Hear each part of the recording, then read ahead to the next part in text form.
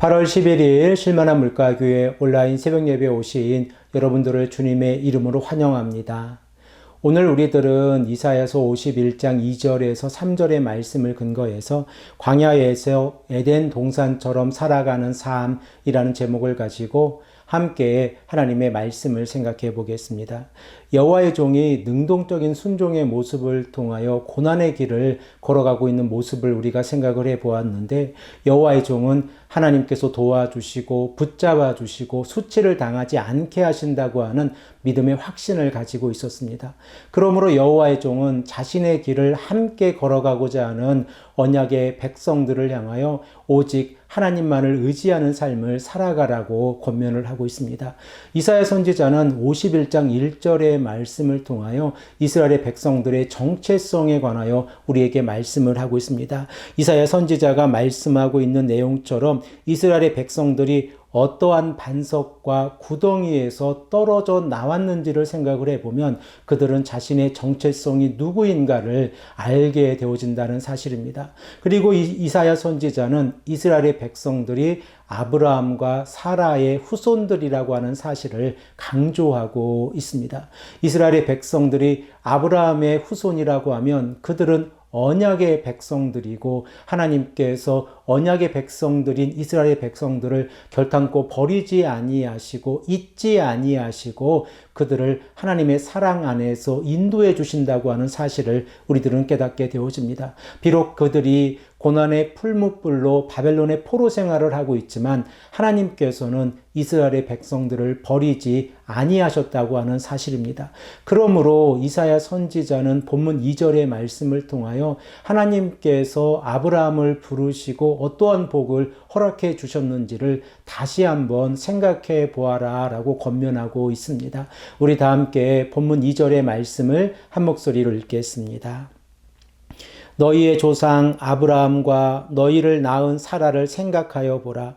아브라함이 혼자 있을 때에 내가 그를 부르고 그에게 복을 주어 창성하게 하였느니라. 우리들은 아브라함의 삶에 관하여 잘 알고 있습니다. 비록 하나님께서 아브라함을 선택하셨다고 하지만 아브라함이 자신의 고향 하란을 떠나서 살아가는 삶 가운데에서는 의지할 곳이 없는 삶을 살아가고 있었고, 사라는 임신하지 못하여 고통 가운데에서 살아가고 있었습니다. 그러나 하나님께서는 아브라함과 사라에게 복을 주셨고 이삭을 태어나게 하셨을 뿐만 아니라 이 이삭을 통하여 이스라엘의 백성을 이루어 가시는 모습을 우리들은 생각을 해 보았습니다. 그러므로 하나님께서 아브라함을 선택하셨을 때에 아브라함에게 약속해 주신 창세기 12장 2절의 말씀을 우리가 생각을 해 보면 하나님께서 큰 민족을 이루게 하신다고 하는 이 약속이 이스라엘의 백성들의 삶을 통하여 이루어지고 있다는 사실을 깨닫게 되어집니다. 우리 다 함께 창세기 12장 2절의 말씀을 한 목소리로 읽겠습니다.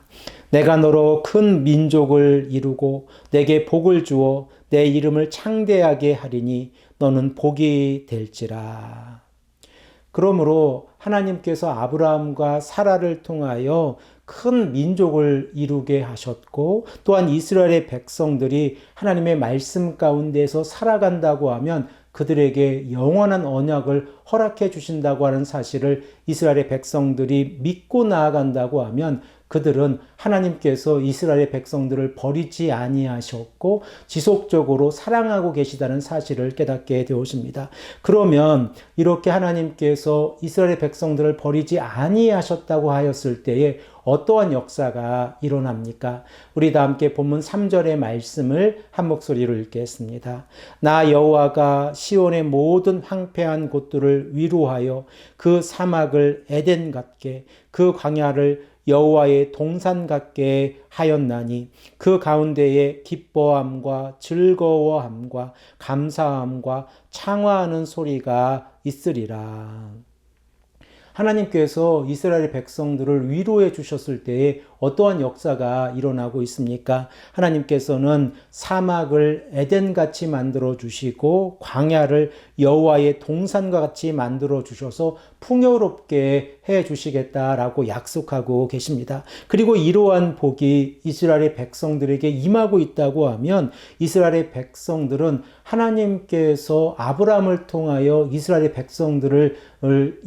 백성들을 만들어 주셨는데 그들의 역사의 그 시작점을 우리가 생각을 해보면 에덴 동산에게까지 거슬러 올라간다고 하는 사실을 생각해 볼 수 있습니다. 결과적으로 이스라엘의 백성들의 출처가 창조주 하나님이라고 하는 사실을 우리가 깨닫게 되어진다고 하면 창조주 하나님께서 이스라엘의 백성들을 지켜주시고 인도해 주시고 그들이 어느 곳에 가든지 보호해 주신다고 하는 사실을 우리가 믿게 되어집니다.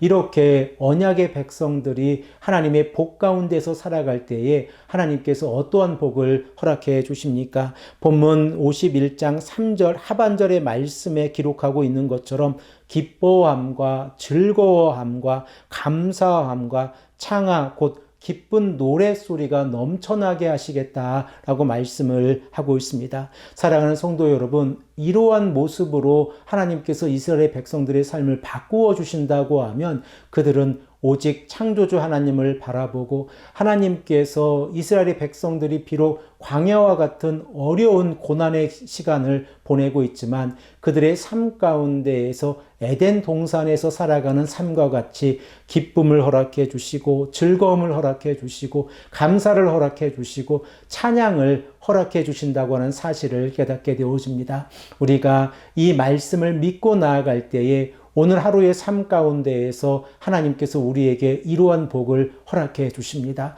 우리의 입술 가운데에서 기쁨과 즐거움과 감사와 찬양의 노랫소리가 가득 넘쳐나는 귀하고 복된 하루가 되시기를 간절히 축복합니다.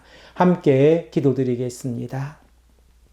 아버지 하나님 감사합니다. 오늘도 우리에게 말씀하셔서 하나님께서 이스라엘의 백성들에게 허락하신 복을 우리가 바라보게 하시고 이스라엘의 백성들이 광야와 같은 삶을 살아가고 있지만 그들이 에덴 동산의 삶을 만끽하며 살아갈 수 있도록 하나님께서 복을 허락해 주신다는 사실을 깨닫게 하시니 감사합니다.